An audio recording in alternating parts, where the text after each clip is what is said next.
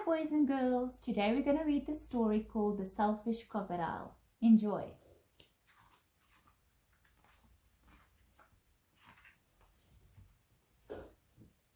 Deep in the forest, in the river, lived a large crocodile.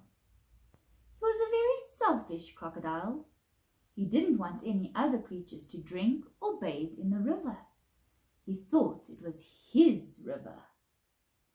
Every day he shouted to the creatures of the forest, "Stay away from my river. It's my river. And if you come in my river, I'll eat you all."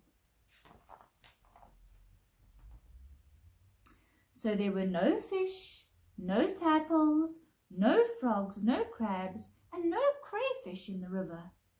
All were afraid of the selfish crocodile.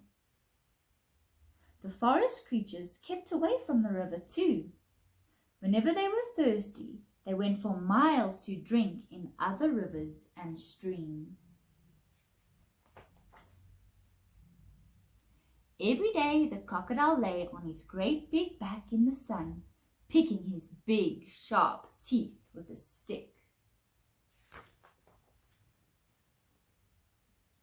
But early one morning, the forest was awakened by a loud, groaning sound.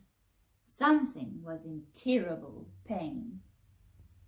The creatures thought that it was an animal caught by the crocodile. But as the sun came out brightly, they saw that it was the crocodile who was in pain. He was lying on his big back, holding his swollen jaw, and he was crying real tears. "Row, row." The creatures drew closer, but not too close. Some of the creatures felt a bit sorry for the crocodile. "What's the matter with him?" asked a deer. "I don't know," said a squirrel. "Maybe he's going to die," chirped a blackbird. "If that happens, it'll be safe to go in the river again," grunted the wild pig. The animals thought about this. They hung from branches, they hung from vines, they buzzed in the air, and they shook their heads as they watched the great big crocodile in pain. No animal tried to help. Suddenly, a little mouse appeared, sniffing the air.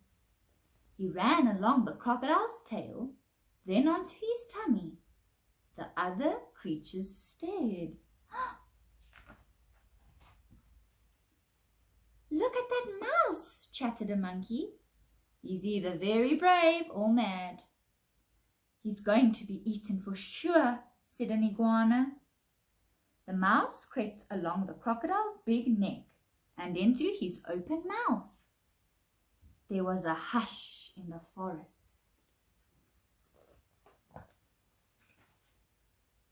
The mouse got hold of something and pulled and pulled and pulled. Then he put it on his shoulder and walked out of the crocodile's mouth.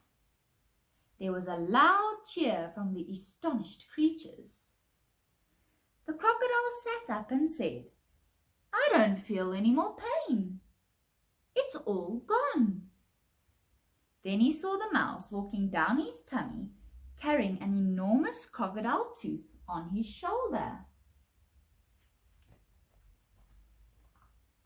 "Your bad tooth was giving you the toothache," answered the mouse, turning around to face the now smiling crocodile.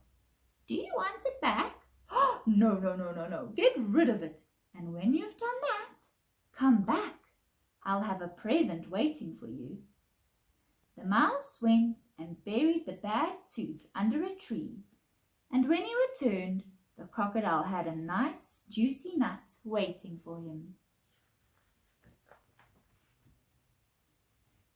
As the crocodile watched the mouse eating the nut, he said to him, "You were very clever getting rid of my toothache, and kind too.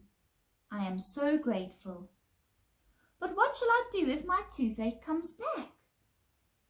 "Don't worry, I'll help you take care of your teeth," answered the mouse, nibbling. Soon the crocodile and the mouse were best of friends. And one day the crocodile sent all the animals an invitation. Please come and drink and bathe in the river. I won't hurt you. The river belongs to us all, he said. The creatures weren't afraid to drink and bathe in the river anymore. Although the crocodile was sometimes snappy, they grew to love him. And soon the river was full of fish and tadpoles and crabs and crayfish. The end. Thanks, guys.